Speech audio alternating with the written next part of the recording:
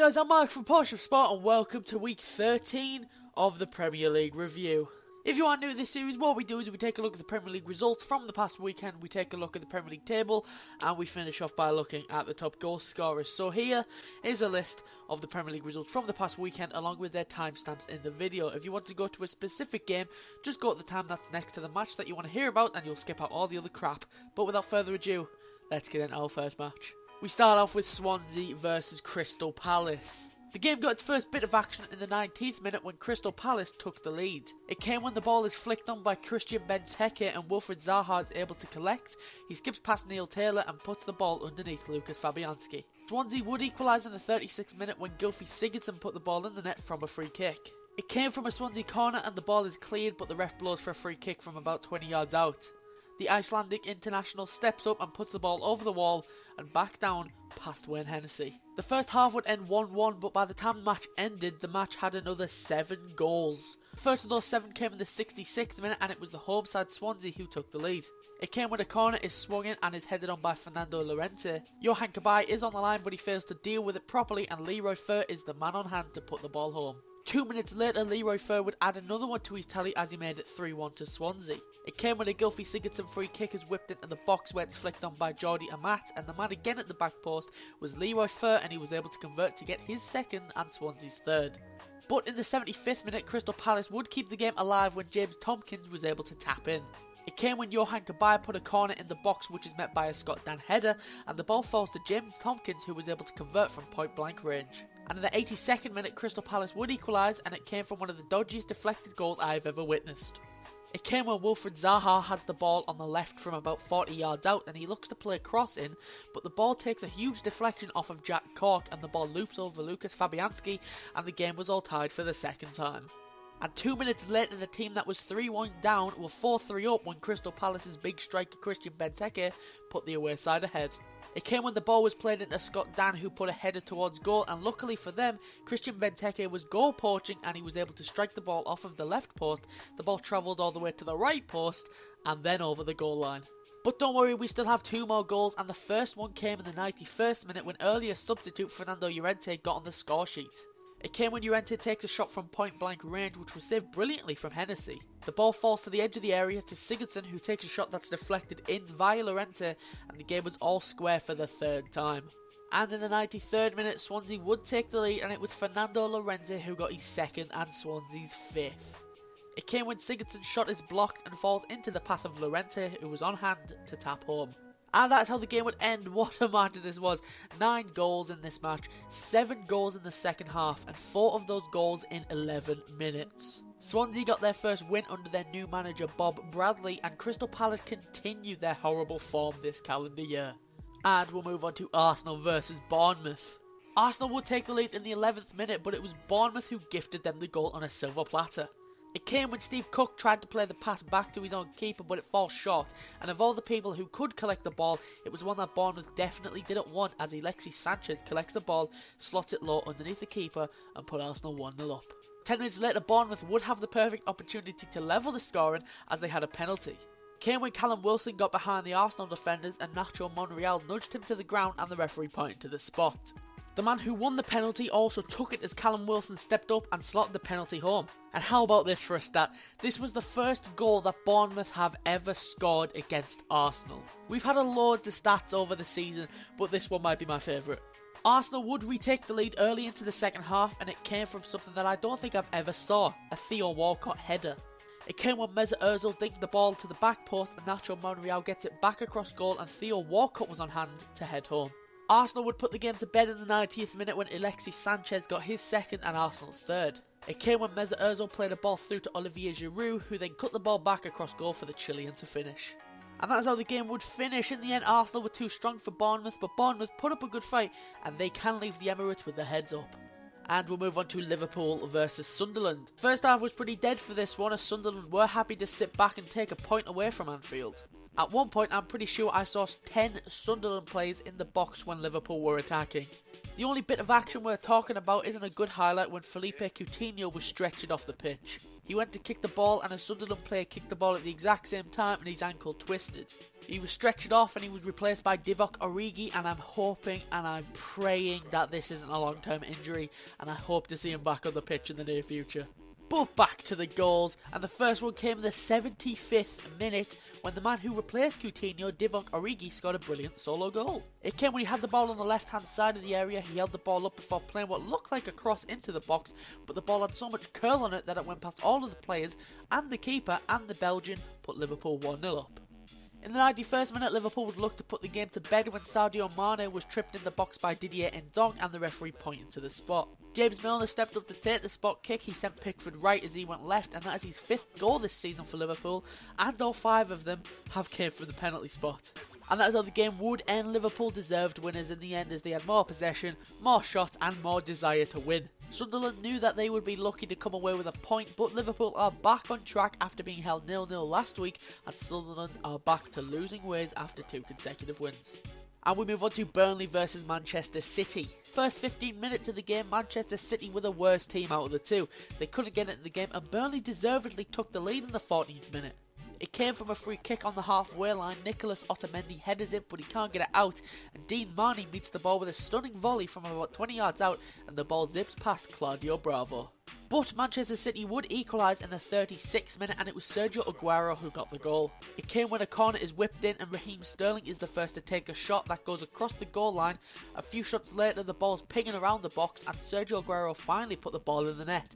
One of the sloppiest goals of the season so far. But Manchester City would take the lead in the 60th minute, and it was Sergio Aguero who got his 2nd of the game and his 10th of the season.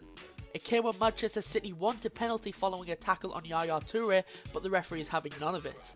But Burnley make a right hash of it when Ben Mee and Stephen Ward tackle each other when they try to clear it. Fernandinho is on hand as he puts the ball back across the goal, and Sergio Aguero puts the ball home. And that's how the game would end. Manchester City went top of the league after this match as it was early kickoff, but Manchester City took away Burnley's run of stopping top teams. They beat Liverpool early in the season, they drew at Old Trafford, and on another day they probably should have came away with at least a point in this one. And we move on to Chelsea versus Tottenham. Chelsea started the game off poorly and they barely put the Tottenham defence under any pressure, and in the 10th minute Tottenham got what they deserved when Christian Eriksen put Spurs ahead. He had the ball outside of the area and he strikes the ball brilliantly, and he left Courtois with no chance. And this was the first Premier League goal that Chelsea have conceded since the 24th of September. Madness. But out of nowhere in the 44th minute Chelsea equalised, and I'm going to be honest, they really didn't deserve this one.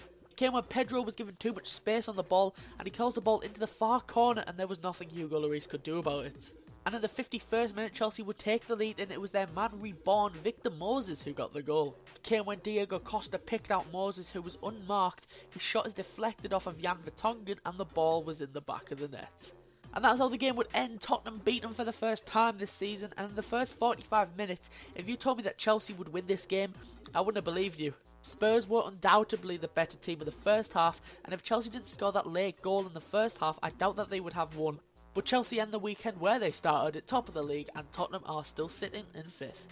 And we move on to Watford versus Stoke. In the first 30 minutes of the game, the crowd was starting to turn on the officials and everything in sight, when they felt like the referee wasn't giving anything their way. And in the 28th minute, Stoke would take the lead and only fuel their anger. It came when a Stoke corner is worked into the box and Charlie Adam is in a ton of space to meet the ball with his head. The ball strikes the post and bounces back and ricochets off of the Watford goalkeeper Aurelio Gomez, and Stoke went 1-0 through an own goal. The second half was pretty much dead, and the only thing worth talking about came in the 89th minute, and it was the final nail in the coffin for Watford as they went down to 10 men. It came when Xherdan Shaqiri is basically through on goal and Miguel Britos takes one for the team and drags Shaqiri back, and that was enough for his second yellow card, and he got the first pick of the showers. And that's how the game would end. Watford were woeful in this game, and Stoke got what they deserved as they managed to hold back Watford for most of the game and went away with all 3 points. Also, a little note, it looked like Watford boss Walter Mazzari refused to shake the hand of Stoke boss Mark Hughes. I don't care what went on in the game, at the end of it you shake hands and you move on with your life. Now, I won't be surprised if Mazzari gets a bit of stick for not being a reasonable adult and shaking the hand of the manager. And we move on to Southampton versus Everton. It didn't take long for this game to liven up as 41 seconds into the match Southampton took the lead. It came when the ball is swung into the box and is met by the 19-year-old debutant Josh Sims. He flicks it back up to Charlie Austin, who was there to head home from point blank range. And that's how the game would end. Everton are actually really lucky to have only lost by 1, as Southampton were the better side for the entire 90 minutes. This result means that this is Southampton's first win in 5 Premier League games, and Everton have only won once in 8 Premier League games. And we move on to Leicester versus Middlesbrough. Middlesbrough, the team who broke the deadlock in the 13th minute, and it was the beast Alvaro Negredo who got the goal. Came when the Spaniard links up with Gaston Ramirez before Negredo dinks the ball high into the net from the penalty spot. And speaking of the penalty spot, in the 33rd minute Leicester would look to equalise from it when Callum Chambers handballs in the area. This was a bit harsh on Borough, as it looked like Chambers was being fouled by Wes Morgan, but his hands were up and the spot kick was given. Riyad Mahrez stepped up to take the kick and his shot was low into the corner of the net, and he put his side level.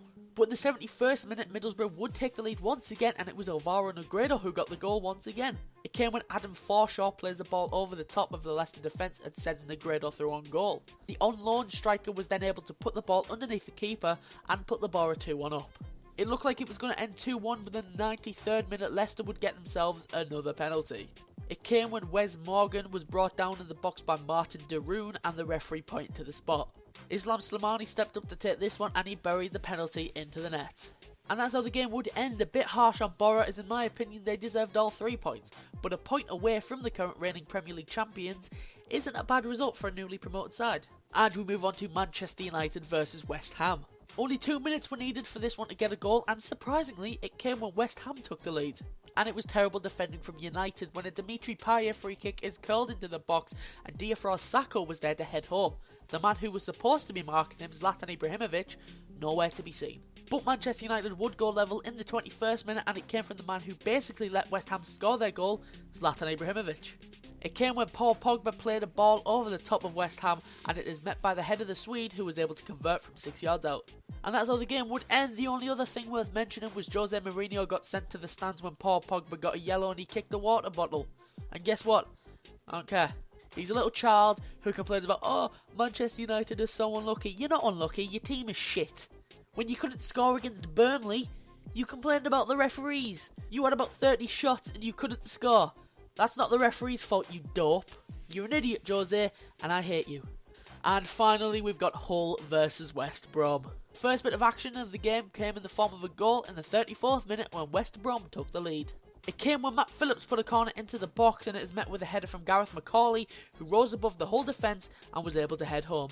But in the 72nd minute, Hull would equalise, and it was their captain Michael Dawson who got the goal. It came when Robert Snodgrass's free kick is curled in from the left, which is headed down by Mbokani, and Dawson was there to finish. And that's how the game would end. A really boring game, fair result, because no team deserved to win. But that's all the matches I've got for you this week. Before we go, let's take a look at the Premier League table and top goal scorers, starting off with the Premier League table. Starting with the top 5, and I'm pretty sure that this is the exact same as last week, with Chelsea on top continuing their 7-match winning streak in the league.